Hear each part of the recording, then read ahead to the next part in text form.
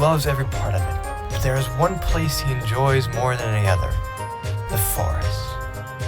Long ago, he told me Terrence and Trevor how to plant some trees in the woods. Henry loves to spend time here. He finds it peaceful. His driver understands. Sometimes Henry takes trains from Sodor to the other railway on the mainland. On his journey, he passes through a forest, and for him, it reminds him of home, though he still thinks his is better.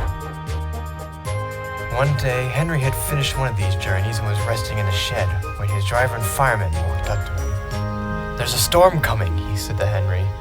"It's too dangerous to cross the bridge, so we'll be staying here tonight." Henry felt sad, but he understood. His driver had been right. Later that night, the storm hit.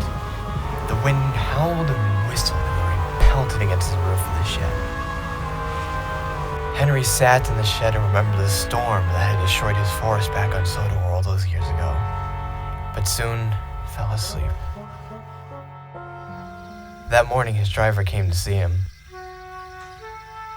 "Henry, we're going to be stuck here for a while," he said sadly.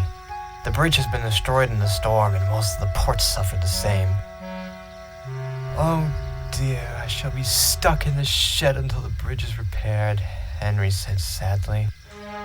"Nonsense! You don't get out of work that easily," laughed his driver.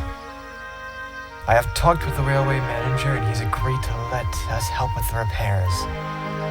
This news delighted Henry.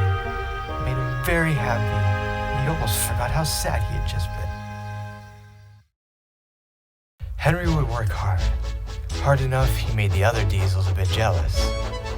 Each day, he would take stone, tools, and other things to the bridge. On his way, he passed through the forest, and to him, it felt like home away from home. He wasn't lonely either. He made friends with a little diesel called Forrest. He was friendly and wise, but also loved the forest just as much as Henry did. One afternoon, Henry was sitting in the shed after a long day when Forrest rolled alongside. He looked very cross. "What's wrong?" asked Henry. "They're cutting down the forest and they won't replant the trees afterward," said Forrest angrily. "Despicable!" cried Henry. "How can they do this? The wood is to be used for repairs, but that's fine. But not to replant afterwards is pure evil, I tell you. I won't stand for it." "What are you going to do?"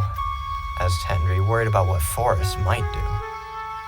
Forrest said he didn't know, and then he rolled into the shed and, still angry, fell asleep.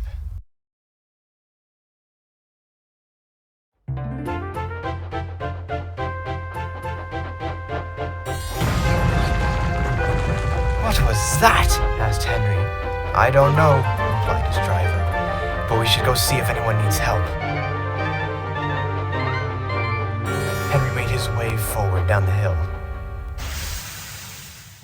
Coming down the hill, he saw Forrest lying on his side, derailed. Then he saw the forest and how much destruction had already been done. The woods looked so bare. Then he looked back at Forrest.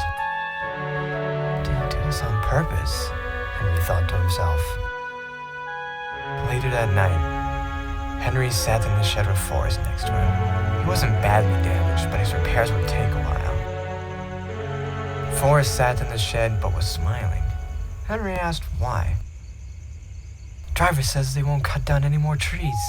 The forest is safe," replied Forrest happily. "You didn't derail on purpose, did you?" asked Henry nervously.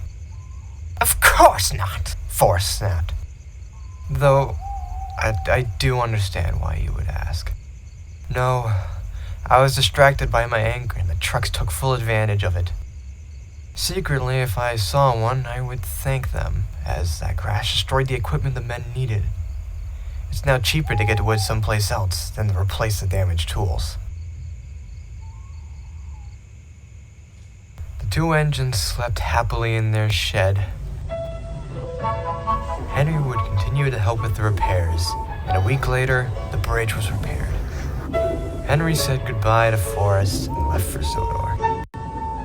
Passing through the forest, he can see the trees growing strong and proud, and it reminds him of Forrest's happy little accident that saved it. And he always is happy